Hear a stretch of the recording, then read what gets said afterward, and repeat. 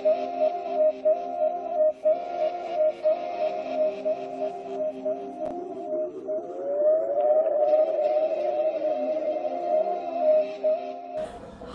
Mrs. Mac 4613. You're the first person on Maybe a I'll go Monday live with you. to join us. Okay. So hi there.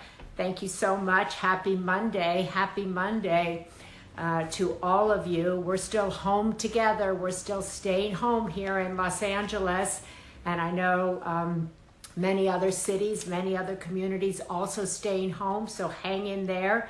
For those of you who are slowly easing your way out, be careful, stay healthy. Add you on. Patrick is asking to join us, so he is going to join us through a request. I don't know how that works.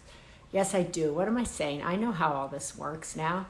I'm super smart about it all now. I've got Instagram savvy. I'm waiting for Patrick Schwarzenegger, my co-host on Home Together, my shirt. Hi, Patrick. Hi, Patrick. I paused for a How are you doing? second. I'm excited because we're talking with Lewis Howes today, who's obviously my great friend, your great friend, and Yes. someone who's been putting out such great positive content. And I'm excited to talk with Lewis Howes and see what he's been up to, and kind of see how he's shifting during this time. He's your age group, and I know a lot of people who follow you also follow Lewis. They also listen to his podcast. They're motivated by his lessons. So hopefully they'll join us over on Maria Shriver. Yeah, I'm going to come on to yours right now. So do I get rid of you now? Or No, just I'll do it. Okay. All right. So, okay, that was cool. We always do that little trick. That was cool. I think that's the best version of that we've done. Was it? Hi, everybody. What's going on, everybody? How are you? Welcome back to another Home Together. It is a beautiful Monday here in Los Angeles, and we're excited today to talk with Lewis Howes. Like I was just saying, our good friend, someone that has an amazing podcast that is always putting out inspirational and positive messages and content, and someone I've been following for a few years and have gotten to become friends with over the past year or two or so. And we saw him right before all of this kind of had happened. So. Right. He did a documentary actually about his life and about how he's really worked his way up from the bottom, which is always, I think, such an interesting story. I first became aware of him also because he wrote a book on masculinity and the mask that so many men feel compelled to wear, women as well. But it says I was kind of doing a whole build up to him. And then he was on. Oh, okay. You can keep building him up. Oh, I can keep building it. There he is. Good to see you. What's going on, buddy? How are you? I'm doing amazing. Very grateful. Grateful to be with you guys. You got the backdrop, and we're in our kitchen. You got the whole I got everything, man. I got the lights. I got it all. He has lights. He has big fancy lights, so he looks like he's got a premiere going. He has a big sign that says "School of Greatness." I mean, yeah. What do we have? We're like just chilling nothing here. You got powerful hearts. That's all you need. That's it. That's it. So, Lewis, I'm so glad that you're here with us. And we were talking about you earlier, about your podcast, about the documentary that you just did. And I was talking about your book on masculinity. So there's so much to talk about. But we were just saying that we thought a good place to start was a lot of people have been home for a while, some going back to work, some anxious. They have no work, highest unemployment figures. What are you telling people? How are you motivating people for this new reality that we're all in? Oh, man. I think it's really challenging because I remember 10 years ago in 2008, or I guess 12 years ago in 2008, when I didn't have a job, I didn't have any money. I was living on my sister's couch. I was living off of, I had student loans I had to pay off. I had 3 credit cards. So I remember personally going through a time of like, I have no clue how I'm going to get out of this. I have 0 clue what I'm going to do. I didn't have a college degree at the time. So I can empathize with a lot of people that are struggling trying to find a job, especially in the service industry. It's just really challenging. And I think there's nothing really you can say to make people feel good in the moment when they're dealing with a lot of scarcity, a lot of uncertainty, a lot of challenges. Personally, you just got to have to empathize with people and realize like this is a tough time and listen to people. Once people feel heard, feel like they're seen and heard, okay, now let's figure out some solutions. So before I try to talk to anyone on what they can do, I think first they got to get it out and listen. People got to listen to them, to someone close to them or someone they can relate to just realize, okay, you're in a tough spot, but now what are the options moving forward? And I think that's what I like to talk about, are the options that people have at any turning point of their life, at any breakdown of their life, whether they get injured. Patrick, I know you were just injured recently, coming from that. I don't know if you're still healing up from through it, man. And I know you've been through the injury way worse, man. But it'll mess you up mentally and physically. It's tough, especially for people like kind of us that love routines and morning routines and working out and stuff. It's I guess now is the best time to have had it. So at least I think anytime our identity is rocked, where you had an identity around your health or being able to work out, or maybe as an actor, you're not able to be on production or sets right now. Anytime we gain our satisfaction from our identity, and our identity is rocked, we're in a relationship that's no longer in that relationship. We had a career that's no longer in that position. We have this identity tied to something. It's not happening anymore. It's tough. And it doesn't matter if you've got money, you're healthy, you're in a great relationship, but if something of your identity shifts, it's just hard no matter where you're at, whether you have a job or not. So I think it's just a challenging time for a lot of people. And it's always good during these times, as Maria, that taking inventory on any time of breakdown in our life, it's great to take inventory and say, what are the steps I can take moving forward? What are my options moving forward? And I think I always try to look at the best of times during the worst of times. And I try to say, man, what am I grateful for? I've got my health. I've got a great relationship. My dog's healthy. It's like I get to spend more quality time with my girlfriend. I try to focus on the things I'm to be grateful on during these times, as opposed to 20, 30 million people are out of jobs. Our business is struggling a little bit. These numbers are down. I don't try to focus on that. I try to look at what are my options moving forward and to take action on that. So how about 12 years ago? I mean, I think one of the things that people can really understand and listen to you is because you were in that position that a lot of people are in today. Mm-hmm. What was that kind of burning desire? What was that switch flip that happened to you 12 years ago? Was it that you heard something, you read something? What was it that made you say, you know what, I need to go out and start learning from the best. I'm going to start this podcast. Or you know what, I need to start changing my routine. What's something that people can go out and look for? Me personally, I was just sick and tired of being sick and tired. I was sick and tired of being broke. I was sick and tired I was a 24-year-old, 25-year-old living on my sister's couch, and I just felt embarrassed of myself. I felt embarrassed of where I was at in my life. I felt embarrassed that I had no money. I had no car. I had no job. I had nothing. So I was just kind of sick and tired of myself.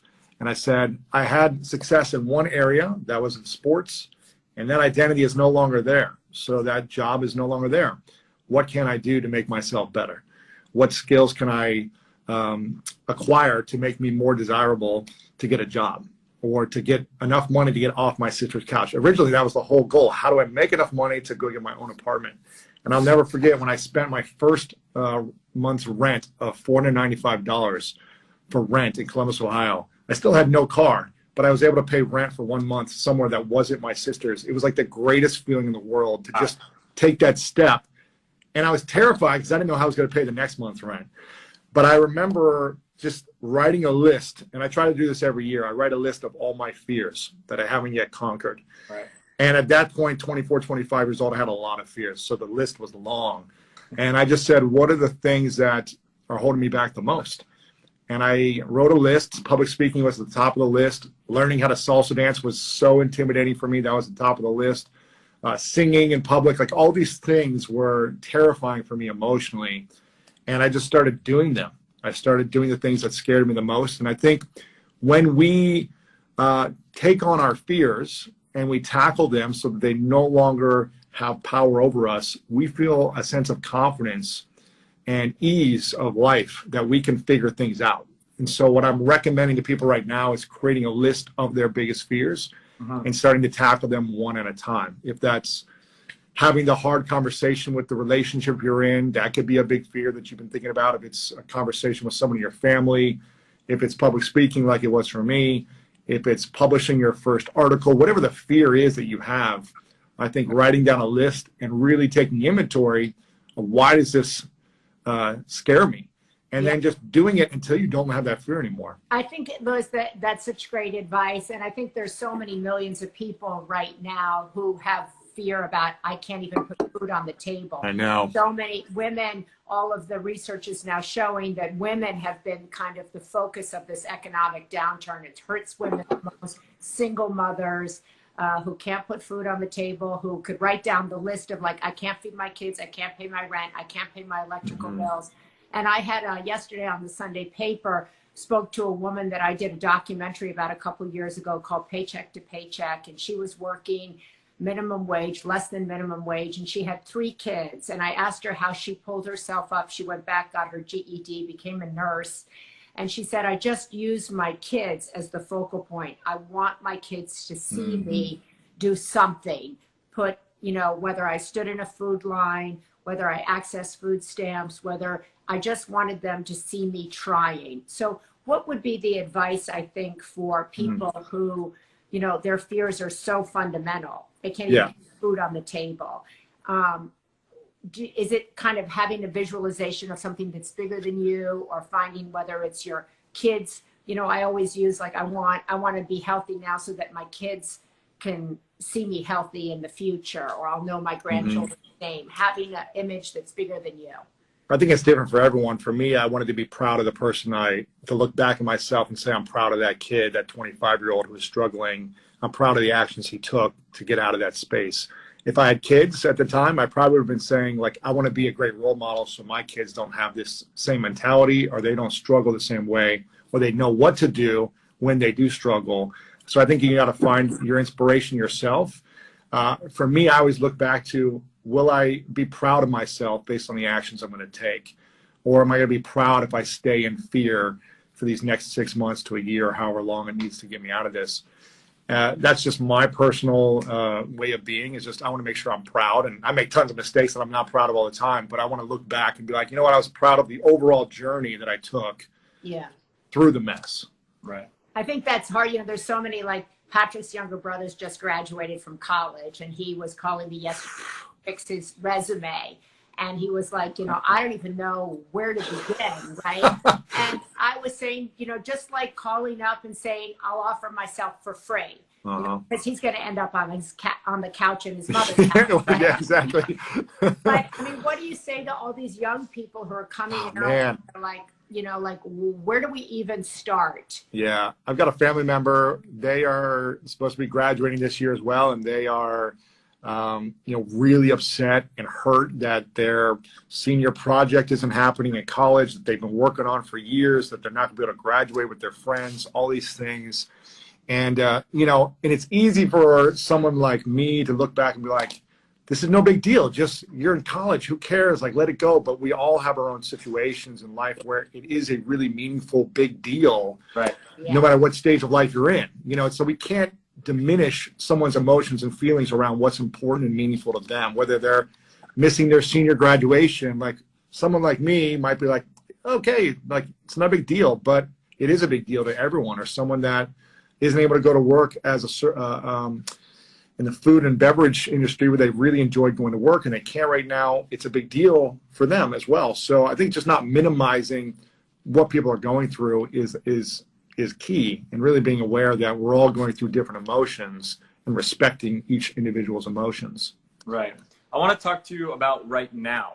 What is kind of your daily routine? What have you been working on? I know that for people that are listening, you have your School of Greatness, you had your masterminds. So much about you was how can I learn from some of the best? How do I get myself involved and surround myself with the best people that will make me a better person?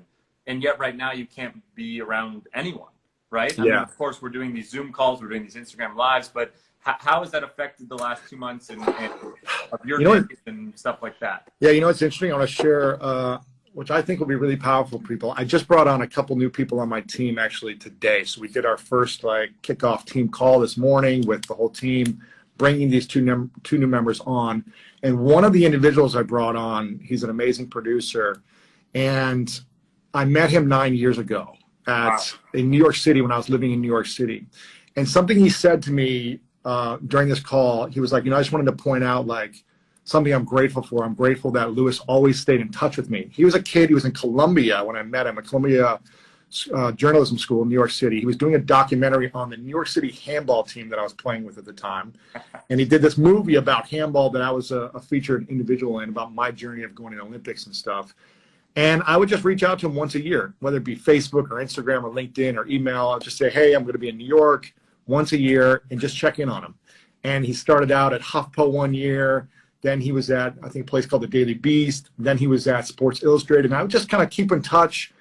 And I was looking for someone to hire. I was like, what about my friend Ben, who, I've known for 9 years since he was younger. I've seen all the stuff he's done. So over the last 6 weeks, I've been kind of recruiting him and bringing him on board, and he just started today. And what I'll say about this story is 10, 12 years ago, I was on LinkedIn connecting with people all day long. I was emailing people, messaging people. I was just trying to get in touch with people to build my relationships. And I think when you build the equity within your relationships, good things will always turn out. Maria, I reach out to you probably every, 3 to 6 months, just saying, hey, hope you're doing well. I send you a little video message. I'll send you an audio message. I say, what can I support you with? Yeah. I don't need anything, but I want to help you. And we've stayed in touch. We've been friends for a few years now since I interviewed you. Same thing with you, Patrick. I'm just reaching out to people. I'll DM you on Instagram because Maria's probably not as savvy on Instagram like you are. It's just like trying to be. You saw me get you on here. I know, I'm teasing you. I'm joking. You're amazing. You're amazing on social media. But I think you'll never go wrong when you build your network of relationships. And Maria, you said it great. You're like, even just reaching out to someone and say, hey, I'll work on this project with you for 2 weeks, or can I work on something for you? I don't think you should say, let me work for you for free for 6 months and do whatever you want me to do. I feel like if you have a direct focus, like there's a young kid in Minnesota who's like, hey, he's been reaching out to me for months, wanted to do copywriting. And I was finding like, I don't have the time to train you to bring you on full time, but we've got these projects, these guides we've been working on that we need someone to finish. So why don't you work on this project for a month? And then I can review your work and see if it's worth bringing you on part-time or full-time afterwards. But the fact that he keeps reaching out to me constantly saying, hey, this is how I'd change. He's doing essentially like email marketing reviews for me. Every newsletter that I send out, he'll send me notes and say like, you know what, I would have changed this. I would add this here. And this is what I did 10, 12 years ago. I would just do free LinkedIn profile makeover reviews. I would find a CEO that I wanted to connect with, and I would send him a video message with all the edits to his LinkedIn profile as I would do it if I were him. And that's what I was good at the time, was LinkedIn. So I did this for people every single day. I was on there 5-6 hours a day, and I built this incredible network where then opportunities started coming my way. Hey, Lewis, can you do this event? Hey, Lewis, do you want to work on this project? Things started to come the more I started to serve other people. So I would build your network relationships through serving them by helping them in some way. That's so true. That's such good advice, because all of us need help, right? Somebody that, I was saying to you, your friend who just graduated from Harvard Law School said to me, hey, if you need any help, I'd love to do pro bono legal work for the women's Alzheimer's movement. That's cool. I was like, what? And then I was like, that's so smart, because when I then can hire somebody, and pay them a lot of money, that kid will be the person that I turn to, right? Yeah, exactly. If somebody calls and says, hey, I have some ideas about your newsletter, or I have some ideas about your Instagram lives, it's really good thing, because that doesn't cost anybody any money. But it's just to be furthermore on what you were saying, it's great when someone is very direct with that, rather than just saying, because we've heard this a lot from a lot of people, hey, just go message someone, hey, I'll work for you for free. Yeah, but someone it's not clear enough. Like Lewis, yourself, who's working all day long, having all these different content creations, you have a full team, you don't really have the time to go in through Instagram, pick out that person and say, okay, what are you capable of doing? Okay, maybe I'll bring you on to do X, Y, and Z. Can you do this? They're like, no, I can't. I can do this. Okay, it's just, you don't have too much time and energy and really help them. But if someone comes to you and say, Lewis, I'll work for you for free. What I'm really good at is looking over your email list, knowing what is good or what's not, how to get the retention higher, how do I get it so that the open rate is then boom, it's more direct. And when that time comes, you can hire that person. So I think that's a really great point. There's another guy who's I'm forgetting his name, but I see his face on my Instagram. He's from Portugal. He sends me over like little graphics on Instagram. He's like, hey, I really think this would work well. Here's why. I've tested this. So it's something specific, not just, hey, I want to work with you. Do you have anything available? I'm not going to have anything available. I mean, I don't know, like walk my dog maybe. It's like, well, I can't think of anything. You got to be specific in how you want to work with someone. But I think if you can reach out to people, like if I went broke today, I would feel confident to be able to make money just because of my network, the relationships I've built over the years, that I could find a project, I could get consulting or coaching, or I could go work for a company if I needed to, just because of the goodwill I've had from my network over a decade now. And I think now is the time, if you don't have a job, if you are struggling as a mom or someone who's just trying to put food on the table, I think you just got to go find a job. If you have like basic needs challenges, there are tons of people that are hiring. Like, go get a job right now and focus on making money to pay for food. Like, but if you have kids and you're not struggling with those basic needs, then I would work on building your network and building relationships and being of service to those people that you really want to be around, the people you want to work with, and reach out to them. That's what I would do. Yeah, I'm interested, Louis. You have this podcast, as Patrick was saying, called The School of Greatness. How do you define greatness? For me, it's really, I think everyone has a different definition. That's why I asked the question at the end. Each person I brought on, you had a great definition. For me, it's discovering the unique gifts and talents that you have. And with those unique talents and gifts, pursuing your dreams in life. And in that pursuit, making the maximum impact on the people around you. So it's really figuring out, who am I? Why am I supposed to be on this planet? What are the talents that I have that I can contribute to the world? And how can I pursue the dreams that I have with those talents? And then how can I just make people happy around me? Right. I think it's, it doesn't have to be a complicated thing. It's like, how can I just make people smile around me? How can my energy impact people in a positive way? I think that's so great. And that's how I kind of see the greatness too, is how can you go and in turn, not just think about yourself and what you're great at and where you want to get to, but then the next level is, how can I find ways to impact others? How can I give back to other people? Mm-hmm. And I think that that's such an important thing with what's happening right now. How can you really go and impact people? Because a lot of people are emotionally drained right now. They're not sure, like we said, what work they'll have tomorrow, if they will have work tomorrow, if mm-hmm. they can pay the paychecks tomorrow. And, kind of what Ed said the other day, when you're feeling helpless, become helpful. Mm-hmm. and go out and help other people. And that's kind of what I see always as greatness. What was your definition? I don't remember what my definition. What did I say it was? Well, I'll go back and find it. I'll share with you. Okay. I can't remember specifically, but I know it's good. I think everybody, there's that great Martin Luther King quote, right? Everybody has the ability to be great. Not everybody has the ability to be great, but everybody has the ability to be of service, right? Yes. That actually makes you great. And so I was raised by two people who felt that service is what made you great. Giving back is what made you great. And so I think that I've always looked at kind of that we're all here for our own unique reason, but we're all here to be of service, to somebody else and to some higher vision. I mean, right? There's a couple of quotes. I can't remember, Zig Ziglar or someone like that said, if you want to achieve any goal in your life, help other people achieve their goals.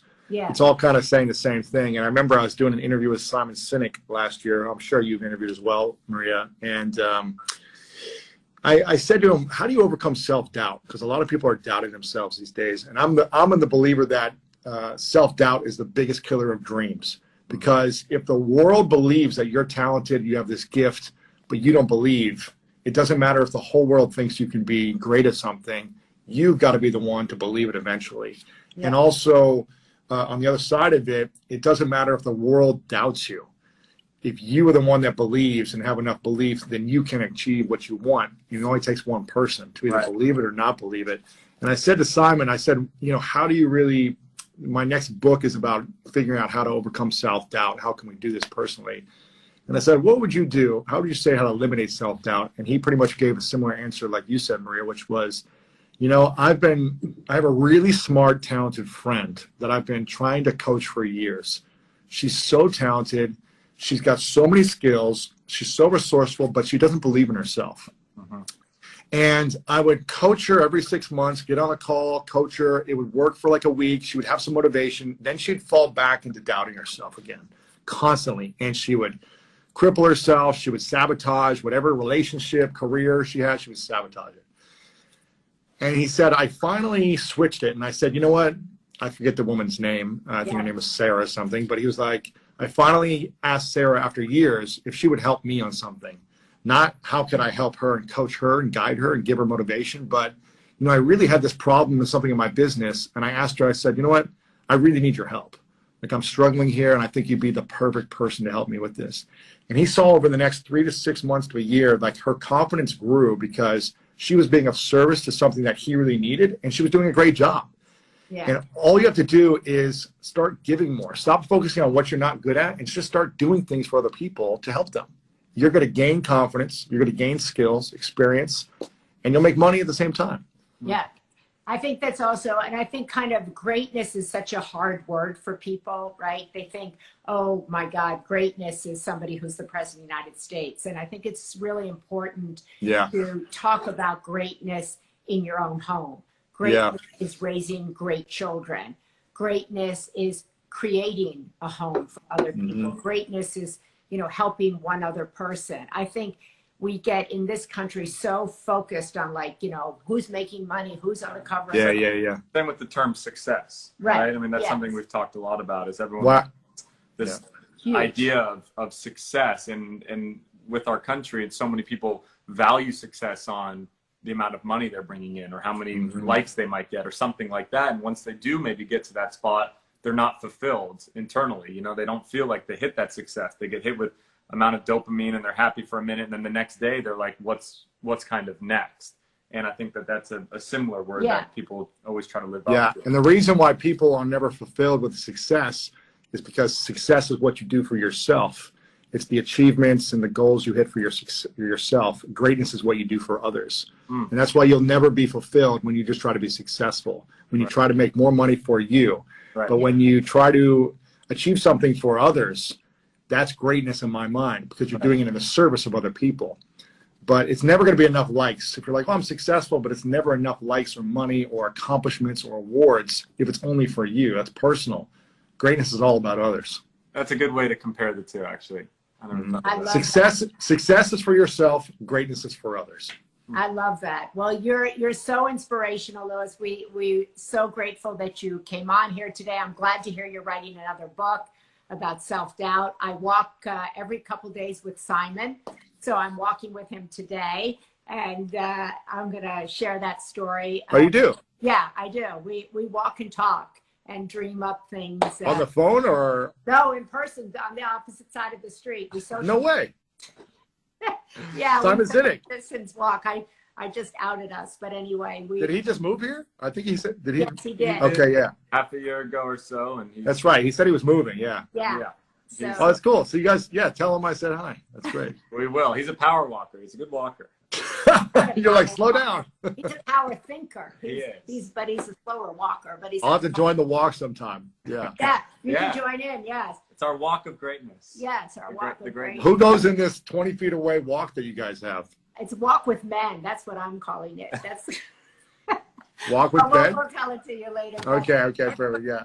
We appreciate you coming on. I think several people asked me about the documentary. Not asked me, said, where do you watch the documentary? Is that still on your website or on Apple? If you go to greatness.com, you can sign up to be notified when we're releasing it. We're trying to. I've never done this before, Patrick. I've never done a movie or anything, so we're still trying to figure out how do we get this thing out there and distribute it and which platform. So, you know, all this legal work I'm dealing with right now on making sure it's all cleared. So maybe I can get your advice on that later. But if you go to greatness.com, you can learn about it there.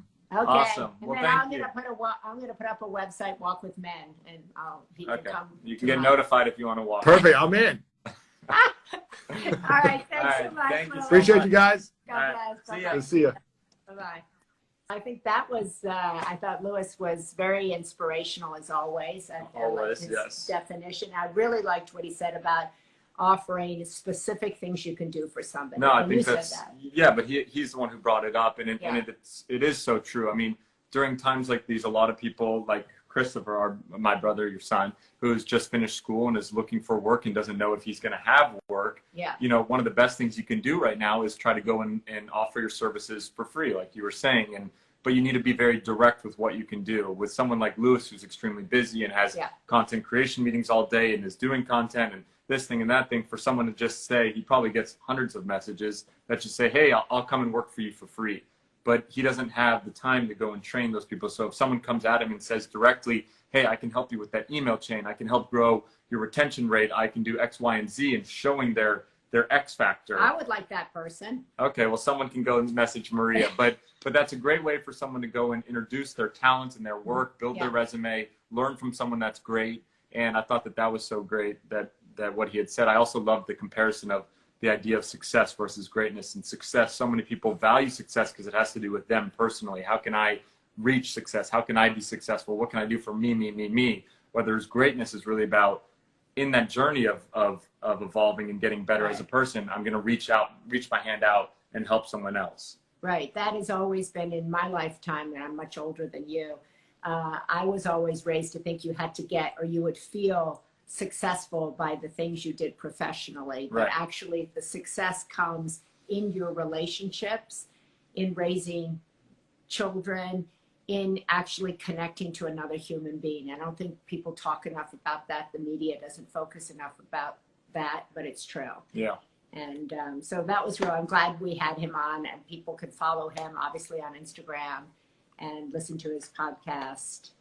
And then we'll probably have him on here again. Yeah. If we're still home together. We'll always have special editions of Home Together, because we'll always be together in some way, shape, or form. But we want to thank you so much. We have a great week ahead of us. Thank you guys for watching. I'm Patrick Schwarzenegger. And I'm Maria Shriver. And we appreciate you guys watching and listening. We are home together. We're home together still in May, middle of May.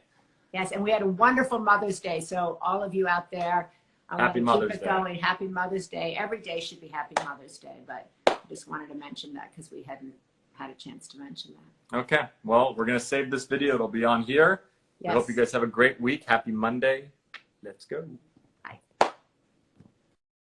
Hi, Mrs. Mac 4613. You're the first person on a Monday.